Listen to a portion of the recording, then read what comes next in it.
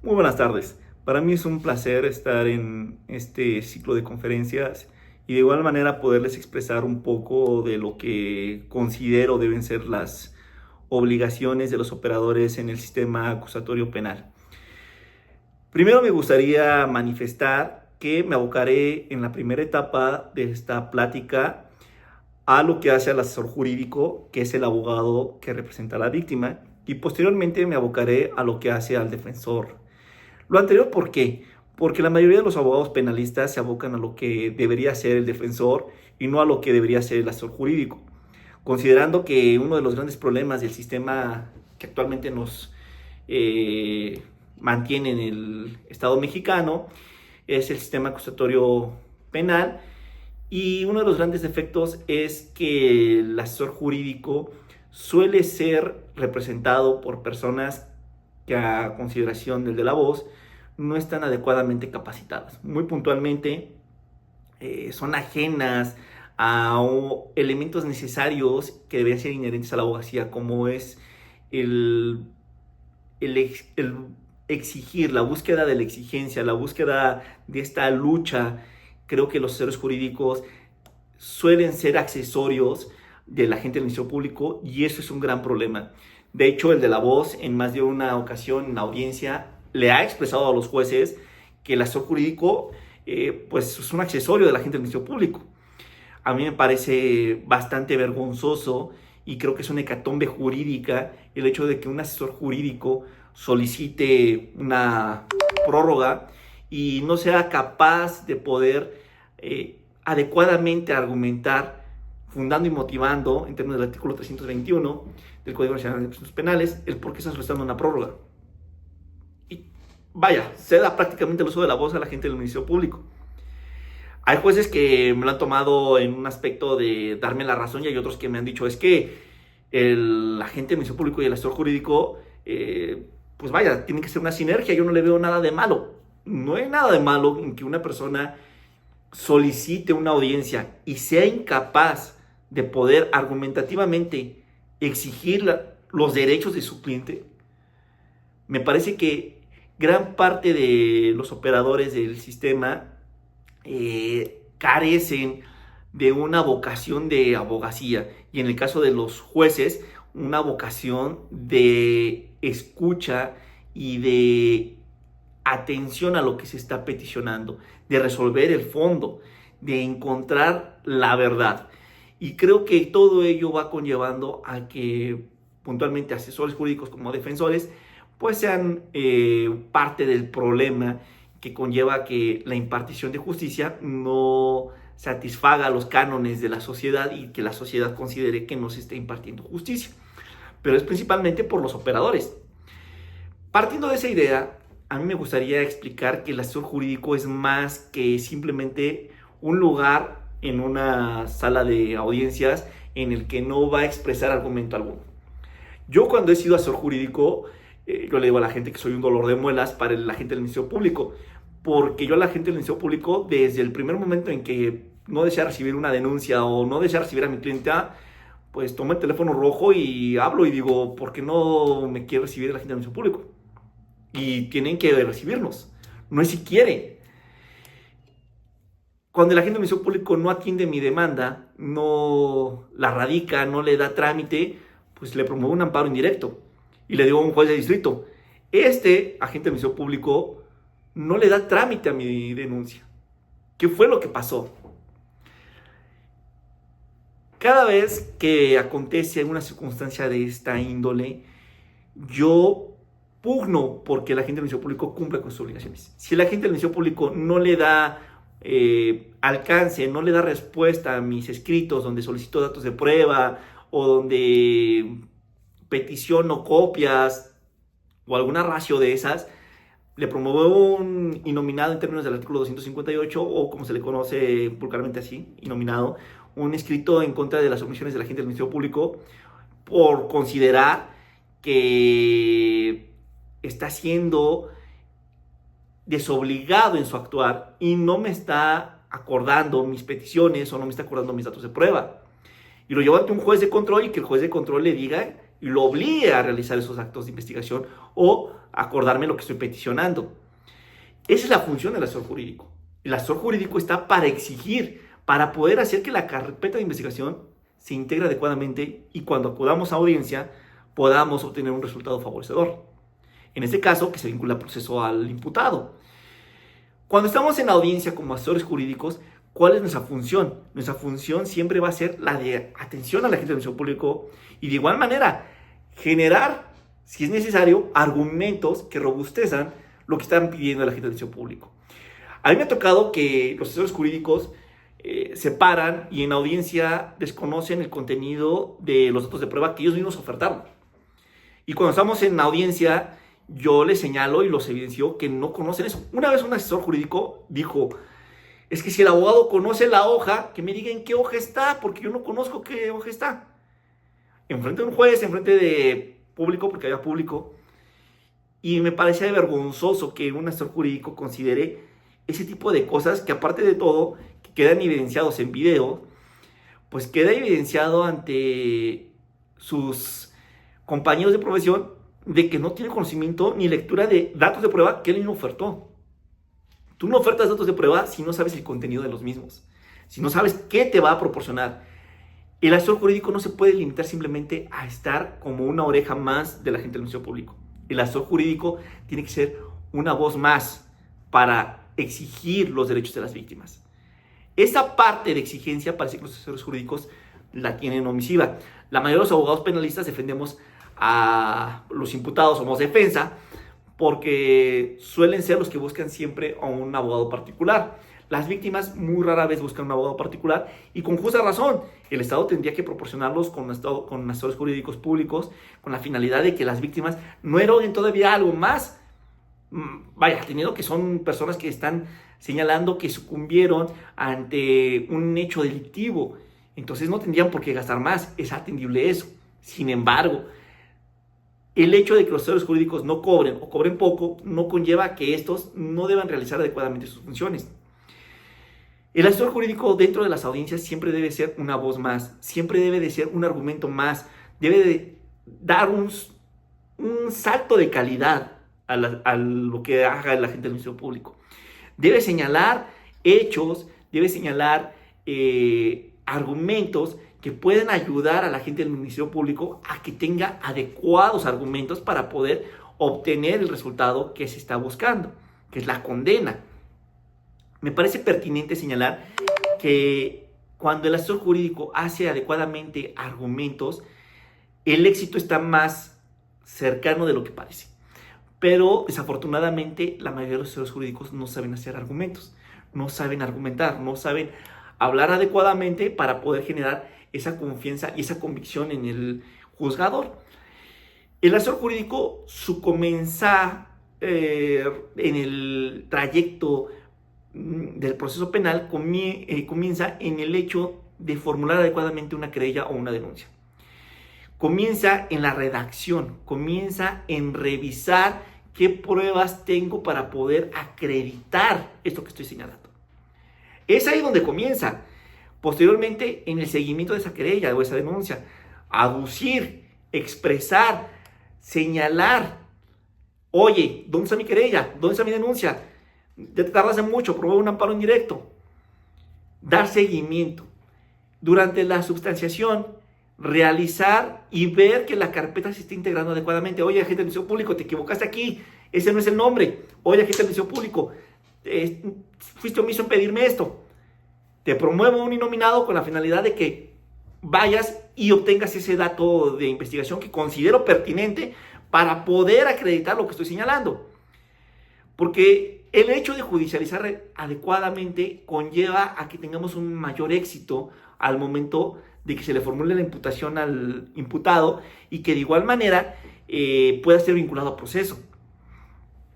En la audiencia, ¿cómo debe ser el asesor jurídico? Cuando el agente del Ministerio Público esté brindando la imputación, pues debemos ser atentos para ver si no comete errores, si no, pues para poder solicitar la aclaración pertinente. En su defecto, cuando nos den un uso de la voz para poder argumentar alguna circunstancia a la vinculación del proceso, pues robustecer, solicitar si es necesario, en caso de mujeres o niños, la aplicación de una perspectiva de género, la aplicación de que se está juzgando o debe de juzgarse con una perspectiva del interés superior del menor. Circunstancias que deben ser adecuadas y que deben de ser fundamentales para poder obtener el resultado que se ha vinculado al proceso. Durante el juicio, pues de igual manera, estar atento a los argumentos que se hacen, estar atento a los cuestionamientos que van a hacer en el interrogatorio o en el contrainterrogatorio de la gente del Ministerio Público. Es una función de ser una voz más, y la mayoría de los asesores jurídicos van con la función de ser una oreja más. Es ahí donde está el principal problema, y es lo que tenemos que cambiar, es lo que tenemos que mejorar como asesores jurídicos, ser más proactivos. Hay una jurisprudencia y hay otros criterios de la Suprema Corte de Justicia de la Nación que han señalado que para ser asesores jurídicos de niños necesitan colmar ciertos requisitos, entre ellos la no revictimización. A mí me tocó alguna vez en una audiencia un abogado que estaba pugnando una acta mínima con lenguaje fácil o lenguaje sencillo para que el menor lo leyera. Y yo le había mencionado al juzgador que ese asesor jurídico no colmaba los requisitos de estos criterios, en el sentido de que revictimizaba a su cliente y que de igual manera de revictimizar, pues no era un asesor jurídico activo, era un asesor jurídico que pues no solicitaba datos de investigación, etcétera, etcétera, y solicitaba un representante especial para el menor. El juzgador, al ver que, pues vaya, mis dichos se colmaban con los hechos del asesor jurídico pidiendo un acta mínima, lo cuestionó en el sentido de que si quería o pretendía revictimizarlo, cuál era la finalidad de un acta mínima en un lenguaje simple o fácil para el niño. Se quedó mudo y no supo qué decir. Evidentemente eso acreditó lo que yo estaba señalando, no lo revocó, pero sí solicitó un representante especial para el menor. Es parte del asesor jurídico saber qué tanto hablar y qué tanto no hablar. Por eso les digo, es una voz más, pero hay veces que los asesores jurídicos quieren 5 minutos o 3 minutos o 1 minuto de hacer un uso de la voz que no lo han hecho y cometen ese tipo de errores. También es parte de ser asesor jurídico no cometer ese tipo de errores. El asesor jurídico debe ser proactivo, debe ser siempre un coadyuvante en la investigación de la gente del Ministerio Público. Debe revisar que la carpeta esté adecuadamente integrada, debes apoyar a la gente del Ministerio Público en el sentido de la exigencia de datos de prueba, que los datos de prueba estén bien hechos, que estén bien solicitados, que el cuerpo coincida, que el nombre coincida. Y la gente del Ministerio Público muchas veces hace 50 al día y no se percata que no cambió el CURP o que no cambió el nombre del imputado. Entonces, para eso estás tú como asesor jurídico, para poder hacer que esos elementos probatorios que te van a servir a ti para poder acreditar la conducta del imputado, pues estén bien hechos. En general, el asesor jurídico lo que tiene que cambiar o modificar es principalmente eso, ¿no? El ser proactivo.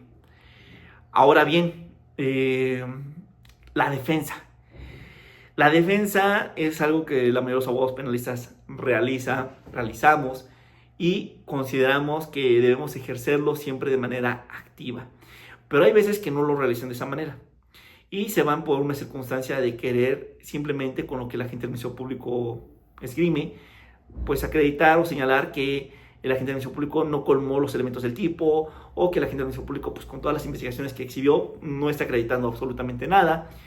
Y es válido, es dable entender eso, que es una estrategia en la que el que menos habla, menos se equivoca. Sin embargo, yo no comparto que un defensor particular sea pasivo, sea tenue en ese sentido. Puedo entenderlo tal vez en la vinculación de proceso, pero no a lo largo del procedimiento. O sea, ya en juicio yo no contemplo que un asesor jurídico, que un defensor sea callado, que un defensor sea sumiso. No es el caso. Yo creo que muchas veces los clientes, los imputados se sienten más seguros cuando ven que el defensor argumentativamente pelea todo.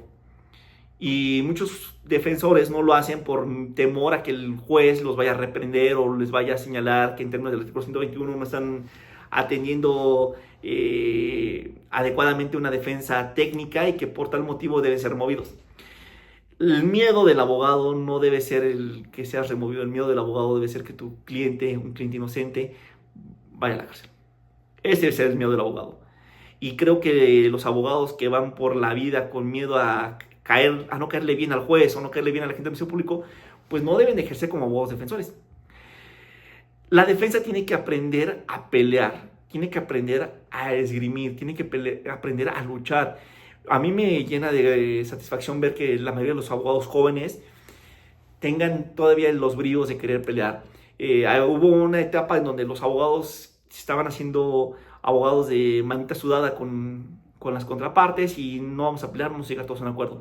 Y aceptaban acuerdos ridículos que a personas inocentes los convertían en culpables, porque al final de cuentas, pues pagarle a alguien por algo que no hiciste, pues no es como que muy justo. Y hubo abogados que eran abogados convenios y aceptaban condiciones exorbitantes para víctimas que no lo eran, y conllevaban a que la gente considere que no se estaba haciendo justicia, porque al final de cuentas decían, oye, ¿dónde está la justicia si terminé pagándole a alguien por algo que no hice? Últimamente a los abogados les encanta luchar, sobre todo a los abogados jóvenes, y esos bríos de la juventud son los que te permiten muchas veces forjar una carrera adecuada, porque al final de cuentas, cuando estás joven, en los albores de tu carrera, pues sueles ser más enfático y sueles pelear con más vigor, y este tipo de cosas a mí me agradan en la abogacía. Esa es como debe ser la defensa. Debe ser siempre vigorosa, debe ser siempre frontal, debes siempre pelear y pugnar. No me refiero a que el abogado deba entrar en un debate con el juzgador y decirse obscenidades. El de la voz, irresponsablemente, he entrado en debates inertes con jueces y sobre todo en aras de defender a mi cliente. A mí alguna vez me tocó un juez que me dijo, siéntese bien. Yo le dije, estoy bien sentado. Y empezamos un debatillo ahí innecesario. Pero de igual manera, ¿qué hubiera sentido mi cliente que me dijera, siéntese bien? Y yo, sí, su señoría, me siento bien. Pues hubiera dicho, si a mi abogado lo regañan, pues ¿qué me espera a mí? A veces el cliente lo que necesita es sentirse protegido, sentirse cuidado. Y el sentarme bien o sentarme mal, pues no es una cosa que un juez me pueda replicar. El juez me podrá decir de mi conducta dentro de la audiencia, más no el no estar bien sentado. Me podrá decir, como alguna vez un juez me lo dijo, no le diga adjetivos calificativos a la gente del Ministerio Público. Le dije, dejaré de señalarle epítetos a la gente del Ministerio Público, que estoy cierto de que no sabía que era epíteto de la gente del Ministerio Público. Y el juez me dijo, el de la voz sí conoce las palabras que usted está utilizando. 2 audiencias después, el agente del Ministerio Público, que estaba en aquel momento, en aquella audiencia, me dijo que estaba yo como defensa tergiversando los hechos. Y el juez me dijo, le pido por favor que actúe con cordura.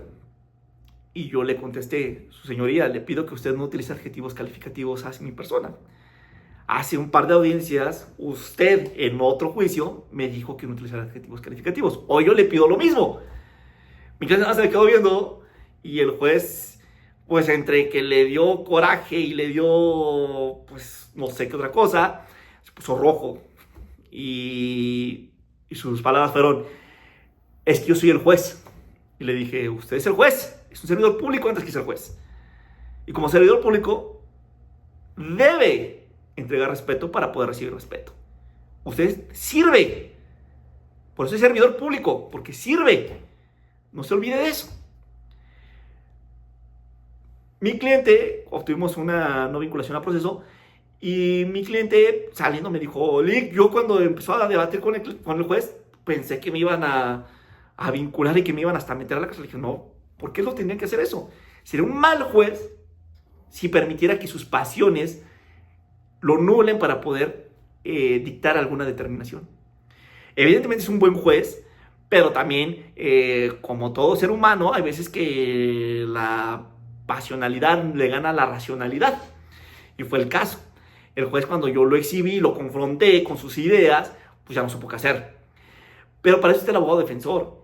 El abogado defensor tiene que pelear cosas, y yo siempre lo he señalado y enfatizo, y por eso lo quise decir de esta manera. De forma inadecuada, yo a veces he tenido debates innecesarios con los jueces, pero también han sido debates en los que yo he ponderado dos cosas. La primera, que mi cliente se sienta seguro. Y la segunda, no permitir que un juez emita consideraciones que son obtusas para el debate. El siéntese bien o no utilizar adjetivos calificativos no conllevan para nada un debate. Y son pronunciamientos que los jueces muchas veces toman, pues, que no deberían tomar. Pero pasa, acontece. Y es ahí donde el defensor tiene que estar preparado para ello, para poder argumentar, para poder decir, oiga, eso no está bien. Oiga, usted puede ser el juez, pero yo no le permite que usted se refiera a mi persona de esa manera. Es ahí donde tenemos que ser puntuales y tenemos que ser mejores. Entonces, la función del defensor en instancia ministerial siempre debe ser de revisión, de buscar, de allegarte. En la etapa del juicio y desde la vinculación a proceso, tu postura debe ser de defensa, debe ser agresiva, debe ser en el entendido de que si vas a pugnar y vas a luchar por la inocencia de tu cliente, tengas que hacerlo de esa manera. Si vas a pugnar y vas a luchar por un acuerdo, pues inténtalo hacer en una instancia ministerial. Es más, antes de llegar al Ministerio Público. Si ya no se puede en el Ministerio Público, pues entonces en la instancia ministerial. ¿Cómo es antes del Ministerio Público? Antes de que te denuncien. Te voy a denunciar. ¿Por qué? Porque le pegaste a Pedrito y tratan de llegar a un acuerdo, pues acabó. Ahora bien, ya te llegó la denuncia de que le pegaste a Pedrito. ¿Todavía hay forma de negociar? Pues negocia. Pero si vas a negociar ya estando en juicio, pues entonces, ¿qué clase de defensa eres? ¿Estás esperando hasta el juicio para cobrar? Pues no, resuelve el problema y ese cliente será tu cliente, porque dirá, me resolvió mi problema. No me tuve que ir a un juicio. Pero los abogados dicen, vamos a juicio y en juicio quieren negociar. Pues no, negocia antes, negocia en el Ministerio Público, negocia ahí. Llega a un acuerdo con la víctima, pero llega a un acuerdo ahí. Los defensores no hacen eso, los defensores se esperan hasta que quieren y después salen con que van a llegar a una suspensión condicional del procedimiento o que van a llegar a un juicio abreviado. Cuando tú dices, ¿y por qué no negociamos antes? Si vamos a negociar, pues negociemos. Me evitas un problema, me evitas una pérdida de tiempo y tú generas un cliente. Esa es la defensa que tiene que ser. Si vamos a negociar, negociemos, pero negociemos desde el principio. Si vamos a pelear, peleemos, pero peleemos bien. La defensa tiene que ser sincera, la defensa tiene que ser más honesta con el cliente. Tiene que decirle, esto pasa y esto pasa. Estas posibilidades pueden pasar, estas posibilidades pueden pasar. Y entonces el cliente puede tomar un riesgo. La defensa no suele ser así, la defensa suele ser, ahí vamos, sí, ¿qué estamos haciendo? ¿Qué estamos obteniendo? ¿Qué vamos a ganar? ¿Por qué no me das respuesta? ¿Por qué no me das una retroalimentación? La defensa tiene que ser más cercana. La defensa tiene que ser más propensa al escuchar al cliente y al hablar con el agente del Ministerio Público. Porque muchas veces se escucha más al agente del Ministerio Público y se habla más con el cliente. Cosa que no debe ser, debe ser al revés. Escucho a mi cliente, hablo con el MP, hablo con el juez, hablo con el asesor jurídico. He ahí la importancia de la defensa dentro del juicio. El defensor tiene que aprender a expresarse y a llevar adecuadamente sus instintos de defensa para con su cliente. En ese tenor de ideas, mi consejo para la defensa es que las defensas siempre deben ser agresivas, deben ser buscar la pugna adecuada, pero también deben de ser racionalmente en el entendido de que si vamos a llegar a una negociación, pues llegamos a una negociación sin causar un problema a mi cliente. No busquemos un problema donde no lo tiene una persona. Es una pugna que yo he tenido con muchos abogados de que no busques un problema donde no existe. ¿Para qué? Llega a una solución. No se puede llegar a una solución, pelea. Hay asuntos que no se pueden negociar. Hay asuntos innegociables. Y esos asuntos se pelean hasta el final. Pero tienes que hacérselo saber a tu cliente. Y tu cliente tiene que ser sabedor de lo que puede acontecer. Hay personas que lo que buscan es eso. Alguien que no se rinda. Alguien que luche, que pelee. La mayoría de los abogados, yo tuve un curso en la Western University en la que recomendaban una película malísima de los 80s que se llama Mi Primo Benny, o Vini, una cosa así. Sale Ralph Macchio, el de Karate Kid. Sale Joe Pesci, que es el de Mi Pobre Angelito, uno de los delincuentes. Y también uno de los actores de Goodfellas. Ahí ha actuado Joe Pesci. También creo que en Duro de Matar. Pero la película básicamente es un mal abogado recién egresado, con mala actuación en juicio, y por un golpe de suerte gana, toda vez que su novia ha trabajado con mecánicos mucho tiempo y conoce las formas en que hacen las marcas los vehículos. Y como perito o como experto, bajo el tenor de ideas de que es un oficio, la expertise viene del oficio, no de la profesión, pues acredita que las llantas del carro del sujeto que cometió el delito, pues es distinto el modelo y es distinto el vehículo. Pues un golpe de suerte, no es porque actuara adecuadamente. Y los estadounidenses que me daban el curso decían con una emoción que, pues vaya, el abogado había ganado el asunto de esa forma, y lo ponían como algo ejemplificativo para poder seguir. No, eso no se hace. No puedes ganar por golpes de suerte. Si ganas por un golpe de suerte, qué bien, pero no es como debes ganar. Se debe de ganar siempre con una estrategia. Por una estrategia y sobre todo por hacer adecuadamente tu trabajo. Yo lo que les recomiendo a los defensores es hagan adecuadamente su trabajo. Peleen bien, adecúen bien el asunto. Hay veces que te quedas sin testigos porque ningún testigo va a presentarse. Y te perjuraron que no se iban a presentar. Entonces tú debes de saber que pues no vas a contar con ellos. Y debes de tener los elementos probatorios para poder desvirtuar, en el caso de que lo vayas a hacer de esa manera, con una defensa activa, que tu cliente estaba parado en otra esquina, ¿no? Y entonces ya no tienes testigos y de repente pues recuerdas que tienes videos, tienes un dictamen. Pues bueno, con el dictamen y con el video. Siempre tienes que saber cómo salir del problema. Y creo que la defensa suele ser equívoca en ese sentido. No suelen buscar salir del problema. Lo que buscan es que la gente del Ministerio Público se equivoque más y con un golpe de suerte ganar. La defensa y la abogacía no es un salto de fe, como diría Soren Kierkegaard. La abogacía y la defensa son hechos, confianza y sobre todo responsabilidad para poder atender un asunto penal.